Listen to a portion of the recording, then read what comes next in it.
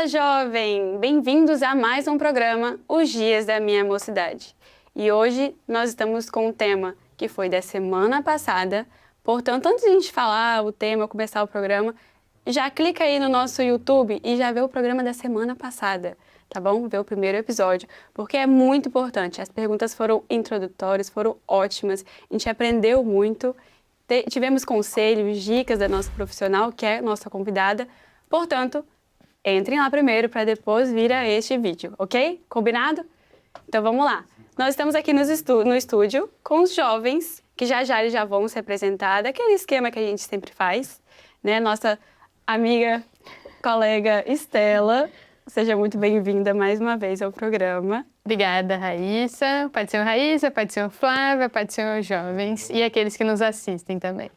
E a doutora Flávia, que está aqui conosco mais uma vez neste episódio, que é a continuação, né, Flávia, do episódio anterior. Doutora Flávia Espanger, né, pós-graduada. Pode falar a sua pós-graduação e para os jovens. Tá bom, terapia cognitivo-comportamental e neuropsicologia. Isso aí. Para ela foi fácil falar? Foi ótimo, foi tranquilo. Vamos lá, Estela, vamos começar esse programa. Eu queria até aproveitar, começando com uma pergunta, que a gente, trazendo um gancho do programa passado. Tem como a gente tá carregando um trauma sem perceber? Se não tiver conhecimento, né? Então a pessoa pode estar vivendo aquilo, pode estar em sofrimento por algo que ela vivenciou e que apresentou uma carga emocional muito alta, que ela está ali em constante alerta, né? Que foi que nós explicamos no programa passado, mas sem saber que isso pode estar representando um trauma para ela, né? Então, se ela não tiver conhecimento, ela vai ficar vivenciando isso e continuando nesse sofrimento, porque o trauma ele é duradouro. Então, por isso que é tão importante conversar sobre isso, né? E trazer o conhecimento para que a pessoa perceba, bom, eu acho que está acontecendo isso aí comigo, deixa eu buscar uma ajuda, né? Muito bom. Vamos começar com nossas perguntas, então. Pode se apresentar. Paz Senhor a todos. Eu me chamo Esté, sou de Santa Cecília, Vitória. E eu queria saber qual que é a diferença entre trauma e fobia. Ótimo. A principal diferença está na origem e na abrangência. Então, o trauma, ele tem origem em um evento muito estressante, um evento que representou um risco para a vida daquela pessoa, que ameaçou a segurança dela, então é um risco real, e ele traz sintomas duradouros, né? Então, aquilo que a pessoa sente, esse estado de alerta constante, isso se prolonga. A fobia, ela é um medo muito específico, muito pontual, a um determinado estímulo. Então, por exemplo, pode ser um medo à altura, medo a algum animal. E normalmente esse medo, ele não está associado, ele pode provavelmente não estar associado a algum acontecimento. Então não é realmente um risco, né? Não traz um risco à pessoa normalmente. Então, por exemplo, uma fobia à agulha. A agulha não pode dizer nada contra mim. Então, eu tenho fobia à altura. Se eu estiver num prédio na janela, não tem nenhum mal para mim, né? A não ser que eu esteja em cima da janela, aí sim, aquilo é um risco. Mas então, a fobia é um medo muito específico, intenso, desproporcional àquela ameaça, que pode ser que nem exista aquela ameaça. O trauma não, já é diante de uma ameaça real à vida ou à segurança. Muito bom. Muito bom. Eu estava ansiosa para essa pergunta, porque na minha cabeça, a gente estava conversando antes, a minha cabeça dessa questão, né, da fobia e do trauma, sempre quis entender realmente como que é, porque a fobia, a gente vê as pessoas falando, eu tenho fobia disso, tenho fobia, eu mesmo tenho fobia a um inseto. Então, eu sempre parei para pensar, por que eu tenho fobia a esse inseto? Mas realmente tá explicado agora, tá tudo entendido. Vamos continuar. A paz do Senhor Jesus a todos. Meu nome é Daniel, sou da igreja de Jucutuquara, aqui em Vitória. E a minha pergunta é, qual é a diferença entre trauma e a tristeza comum? A tristeza comum é uma reação natural, né, e saudável do nosso corpo. A gente até teve um programa falando sobre... Nós falamos bastante sobre a tristeza, né? Então, a tristeza, ela é importante para nós. Ela nos traz ensinos, nos ajuda a refletir, a reconsiderar, a desejar mudar. Então, a tristeza, ela faz parte da vida de todo mundo, e ela tende a ir desaparecendo, né? E passando aquela tristeza. Já o trauma, não. Ele é mais duradouro. O estímulo é diferente, né? Então, como eu falei, tem ali uma situação que traz uma ameaça à vida. Então, o trauma, ele é mais duradouro, ele é mais intenso e ele, então, se prolonga mais, né? Não é esse sentimento que é saudável, apesar de difícil, mas sim, ele é saudável, ele é necessário. O trauma, não. É realmente uma incapacidade de processar aquela emoção que foi intensa demais a ponto da pessoa realmente se desregular e trazer a memória desorganizada lá para o hipocampo, que a gente já explicou. Então, essa é a diferença. O trauma, doutora, pode ser desencadeado por trauma de outra pessoa, por exemplo? Vamos supor, num meio familiar, alguém tem um trauma de X coisa. E de tanto que aquela criança cresceu ouvindo, só de ouvir mesmo, não vivenciando, isso pode trazer para ela esse tipo de trauma, um desconforto, né, vamos dizer assim? Não vai ser um trauma, mas ela pode criar, por exemplo, crenças, né? Ela, por exemplo, ter um medo, por exemplo, se os pais são muito ansiosos e estão sempre imaginando que vai dar errado, que não vamos deixar o carro aqui, que é muito perigoso. Então, sempre trazendo esse estado de alerta, isso pode influenciar em como a pessoa lida com a vida, como ela enxerga as situações. Então, pode gerar nela crenças que acabam contribuindo para que ela seja uma pessoa mais ansiosa também, mais preocupada e fique ali em estado de alerta. Mas isso não é o trauma. Porque o trauma tem que ter um evento que a pessoa vivenciou e que trouxe um risco. Entendi. Aí, no caso, isso seria semelhante ao que você falou no outro programa, sobre como a ansiedade afeta da mesma forma que o trauma. Não foi mais ou menos isso que você falou? Isso, porque a ansiedade também é um estado de alerta, né? Nós estamos imaginando que algo ruim vai acontecer e que eu não tenho recurso para lidar com aquilo. Então, me deixa num estado de alerta, ainda que aquilo possa ou não acontecer. Mas se eu estou pensando naquilo, se eu estou imaginando já aquele cenário negativo, essa informação está indo para o meu cérebro e ele vai reagir. Então, ele vai ativar ali todo o meu sistema de alarme, né? Certo. Então, acaba funcionando mais ou menos da mesma forma, né? O tratamento, por exemplo, de um trauma que é um trauma de infância, né? Uma pessoa teve um trauma lá na infância e ela recorda, talvez não recorde tanto, né? Como se fosse há 1 ano, 2 anos, 5 anos atrás. Como que o profissional ele lida com esses traumas tão antigos e chegar hoje, depois de 20, 30 anos, a pessoa falar sobre um trauma de tanto tempo atrás? Se a pessoa chegou na terapia com essa demanda, é porque ainda traz um sofrimento, né? Então, é todo um trabalho, né? É difícil responder isso de uma forma muito simples. Mas, assim, precisa ser tocado naquele assunto, precisa lembrar daquela situação, daquele evento. Como você falou, muitas vezes, como a memória daquela situação, ela ficou registrada lá no hipocampo de uma forma desorganizada, talvez falar sobre aquilo, trazer isso para uma área mais racional, porque quando a gente verbaliza, nós estamos ativando áreas mais racionais do nosso cérebro, né? Então, falar, escrever. Então, às vezes, a pessoa começa a perceber que não foi daquele jeito que ela estava imaginando, né? E ela vai dando novos sentidos para aquilo, vai entendendo o que ela aprendeu, como que ela está hoje, ela não está mais vivenciando aquela situação de risco, de ameaça. Então, é um trabalho, independente se foi na infância ou em qual época da vida, é possível trabalhar esse trauma. Agora nós vamos chamar o Fala Jovem.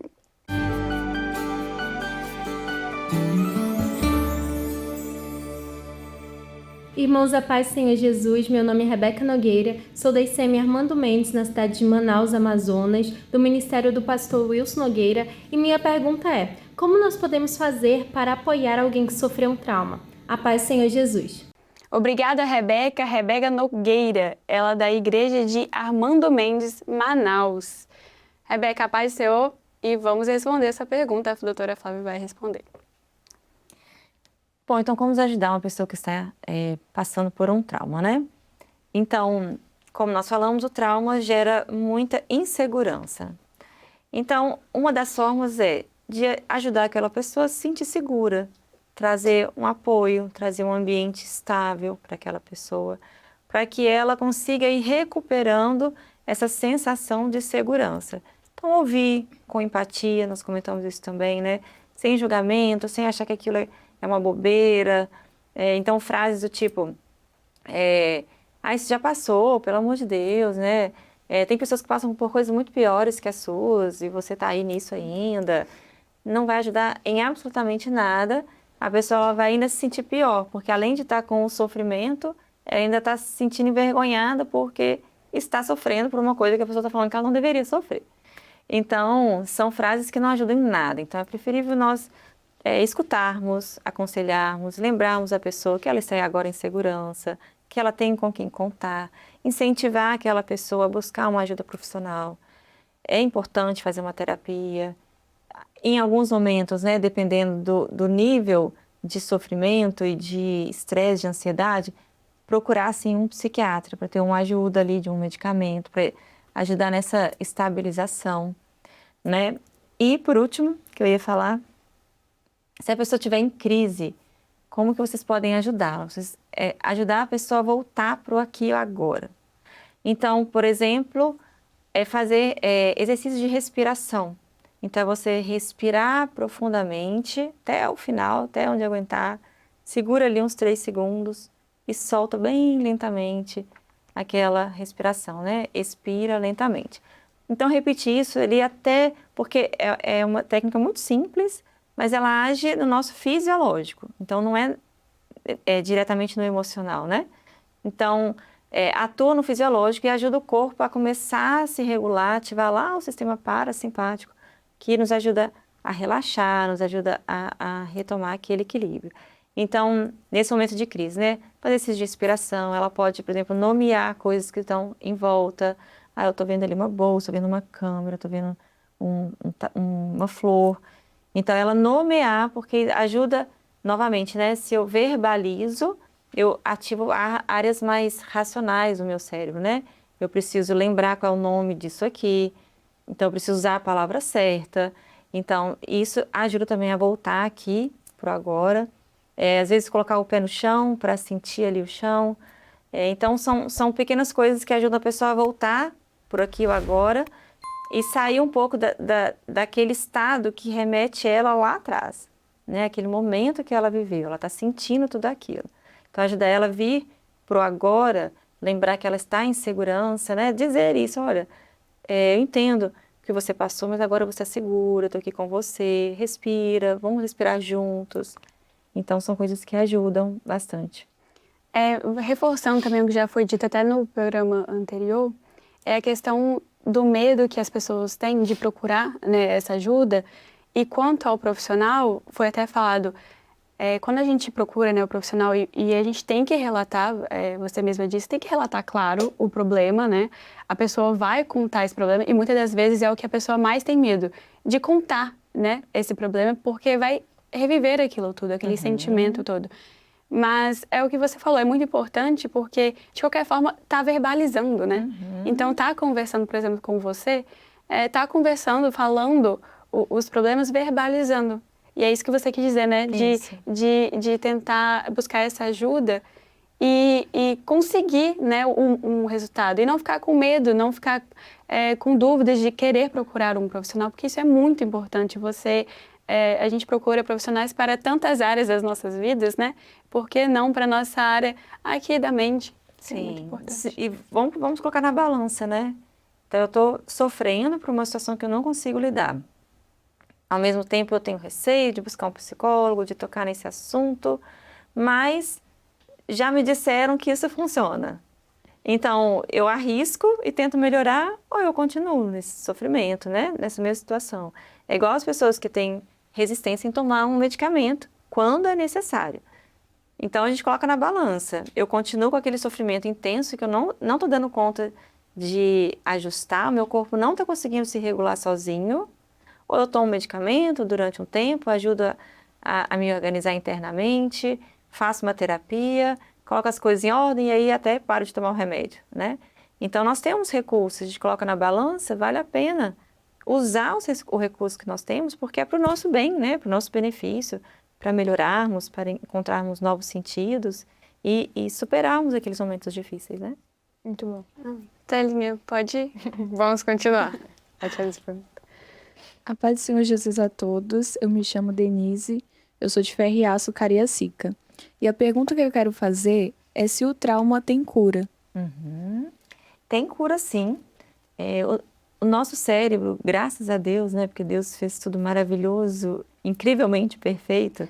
O nosso cérebro tem uma grande capacidade de se modificar, que é a neuroplasticidade. Então, ele aprende, ele modifica, ele flexibiliza, ele se modifica. Então, nós temos essa função cerebral que nos ajuda a fazer qualquer tipo de mudança, a aprender coisas novas, né? Para eu aprender um instrumento que eu nunca toquei, isso exige que o cérebro ali, ó, trabalhe bastante, remodele em várias partes ali, faça novos caminhos para que eu consiga ter aquela nova habilidade, né? Então, o trauma, ele pode sim ser curado, mas exige esse trabalho de aprendizado, de dar novos sentidos, dar novos significados, de trabalhar as memórias, né? Então, é possível sim ter cura do trauma. Quanto ao tempo dessa cura, né? Vamos dizer assim, isso está relacionada ao quê? A pessoa, como ela se comporta a este caso, ou a intensidade do problema em si, do trauma? Como que você consegue ver essa análise de tempo da cura mesmo? Todos esses fatores interferem, né? Então, por exemplo, a disponibilidade da pessoa em realmente enfrentar ali aquele processo, que não vai ser fácil, porque vai trazer ali a memória e tudo mais, mas a disponibilidade de se colocar nisso e realmente investir um tempo em se cuidar e trabalhar para essa melhora. Os recursos emocionais que a pessoa já tem, então as habilidades que ela já tem, as facilidades, né? Se ela é uma pessoa mais flexível, se ela se esforça mais, por exemplo, em ver as coisas por outras perspectivas. Então, assim, são muitos fatores que interferem, né? A busca pela ajuda em si já é uma grande iniciativa, né? Então, vai do recurso que a pessoa já tem, do quanto ela se esforça para aquilo, ela se empenha, ela se engaja. Porque, por exemplo, tem pacientes na terapia que às vezes a gente conversa e aqueles 50 minutos ali da sessão não vão mudar a vida da pessoa. Ela tem que pensar naquilo durante a semana, ela tem que colocar as coisas em prática, ela tem que se esforçar. Mudar não é fácil, né? Então, não vão ser aqueles 50 minutos. Então, ela tem que continuar trabalhando aquilo ao longo dos dias, mudar a forma de enxergar e tudo mais. Então, vai dessa disponibilidade, desses recursos que a pessoa tem, né? Essa parte final que você falou, uma coisa, ultimamente eu tenho feito, fui na fonoaudióloga, fiz aula de canto e todos os médicos assim que eu passei falavam a mesma coisa que eu acho que se encaixa nesse sentido da psicologia, que era de autopercepção. Estela, quando você canta, o que você sente na sua garganta? Não sei o que eu sinto. Como é que é a sua respiração? E são coisas que a gente vai fazendo e a gente nem presta atenção. E acho que até, por exemplo, a gente falou sobre como perceber que eu passei por um trauma. Às vezes, será que estou segurando um trauma há muito tempo e nem percebi que aquela situação foi traumática? E o autoconhecimento, igual você falou, você vai na sessão, passa 50 minutos, mas depois, durante a semana, você vai refletindo sobre isso, sobre como você reage às situações. Às vezes, uma situação, eu sempre me estresso com isso. Por que você sempre se estressa com isso, né? Então, acho que isso é positivo, né? Isso, não. O autoconhecimento, ele é, assim, a base da terapia, né? Porque se eu ajo sem pensar, sem raciocinar e continuo fazendo as mesmas coisas, eu não me conheço tão bem, né? Eu não estou trabalhando e eu não estou praticando esse autoconhecimento. Então, a partir do momento que eu percebo assim, eu estou começando a ficar nervosa. Eu sei que daqui a pouco eu vou explodir. Então, deixa eu respirar, deixa eu passar uma aguinha no rosto, deixa eu me ausentar aqui um pouquinho, dar uma respirada e voltar. Então, eu me percebo, eu entendo como eu funciono, né? Quando você perguntou se a pessoa pode ter um trauma e não perceber, ela pode não perceber por uma falta de conhecimento ou uma falta de autoconhecimento. Então, vamos supor, a minha vida sempre foi de um jeito. E aí eu passei por uma situação, mas a partir daí eu começo a ter um sofrimento que eu não tinha antes, eu começo a me preocupar com umas coisas que eu não me preocupava antes. Se eu nem percebo isso, eu continuo vivendo aquilo. Mas, gente, não, peraí, essa não sou eu, né? Não era assim antes. Eu não ficava com medo disso antes, porque agora eu tô com medo, tem alguma coisa errada. Então, esse autoconhecimento nos ajuda a ter consciência do que nós pensamos, do que nós fazemos, do que nós precisamos, né? Então, é fundamental Muito esse bom. autoconhecimento. Ó, foi ótimo mais uma vez estarmos aqui com você. Já fica o convite novamente para vir mais vezes. A gente precisa, né, Estela? Todo mundo precisa. Todo mundo precisa. E a gente vai ter outros temas. Inclusive, você aí, jovem que está do outro lado da tela, coloque aqui nos comentários no YouTube, deixe nos comentários um tema para a gente trazer aqui, uma sugestão de tema para a gente. Inclusive, o seu Fala Jovem também quer enviar ou quer participar aqui do programa ao vivo aqui? Vem, fale aqui conosco, aqui embaixo nos comentários que a gente já te responde. Estela, mais uma vez, muito obrigada. Estamos aqui, né? Muito obrigada, Raíssa, Flávia, todos os jovens que estão aqui, todos os jovens que assistiram até agora com a gente. É mais um prazer estar em mais um programa. Aprendi muito nesses 2 programas, foi muito bom. É isso aí. Obrigada, Flávia. Eu que agradeço. Deus abençoe vocês, né? Amém. Se precisarem de ajuda, busquem ajuda, busquem aí. conhecimento, porque isso vai ajudar em todas as áreas da nossa vida, né? Não é só na área intelectual que a gente tem que buscar conhecimento, né?